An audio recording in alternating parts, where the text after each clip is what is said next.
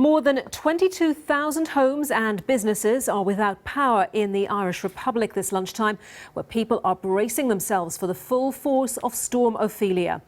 The Irish Met Office has warned of potential danger to life and property, and troops have been deployed to coastal areas in the Republic in what's expected to be the most severe storm to hit Ireland in half a century. Many planes, trains and buses have been cancelled. Well, Storm Ophelia hit the southwest of Ireland a short time ago with gusts off the coast measured at 109 miles per hour. It moves on then to Northern Ireland and parts of Wales through the day, with wind speeds expected of up to 80 miles per hour. And the storm is then forecast to head north to central and southern Scotland tomorrow, sparing eastern parts of the UK. Well, these pictures we have for you show a sandstorm whipped up in the west of Cork and the force of the gale in Kinsale. The Irish Prime Minister Leo Varadkar has urged people across the country to be vigilant as a national red alert warning is issued. The first is to stay indoors, wherever you are, until the storm has passed. To check on your neighbours and elderly relatives, particularly those living alone. To bear in mind that while in some parts of the country the storm is not yet that bad, it is coming your way, and this is a national red alert. It applies to all cities, all counties and all areas.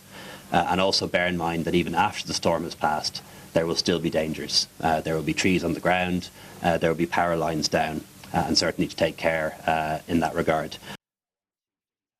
Minister Leo Varadkar. Well, RTE's correspondent Stephen Murphy gave us the latest a short time ago from Kinsale in County Cork on the southwest coast of Ireland.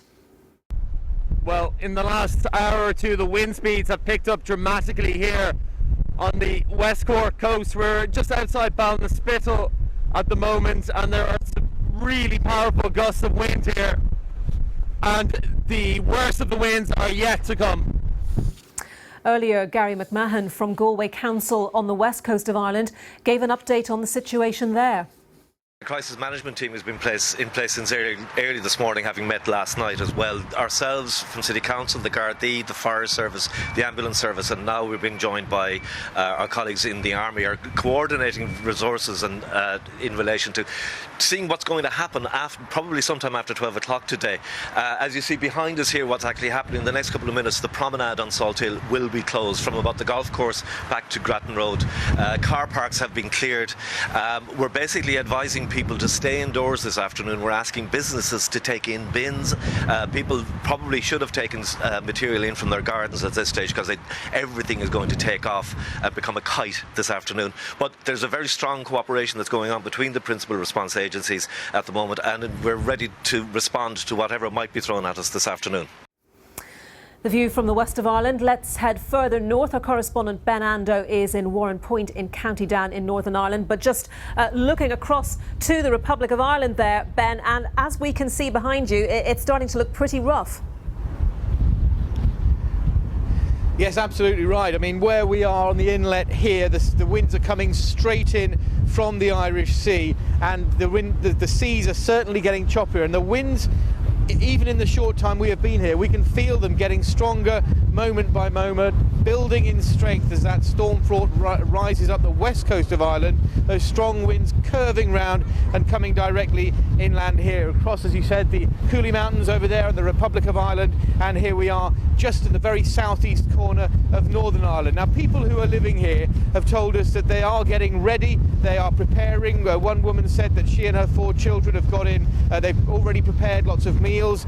Their house has got a wood-burning stove, so they're okay about heating. They've charged up all their electrical appliances and their computer games and things, so they've got things to do if the power goes out. They've all been seeing what's happening on the southwest corner of the Republic. They know that there is a chance that power could fail, and so they want to be ready for that. A hotel here we spoke to, they've moved all their outside furniture away from the front of the hotel. They were worried that it might be whipped up and smashed against the front of the building. They've decided to close their restaurant this lunchtime and close the restaurant tonight. Normally they would expect to be quite busy. They say they have got 11 guests, all tourists from Japan, and they will be simply seeing the storm out tonight and waiting to see what things look like here tomorrow morning after it's passed.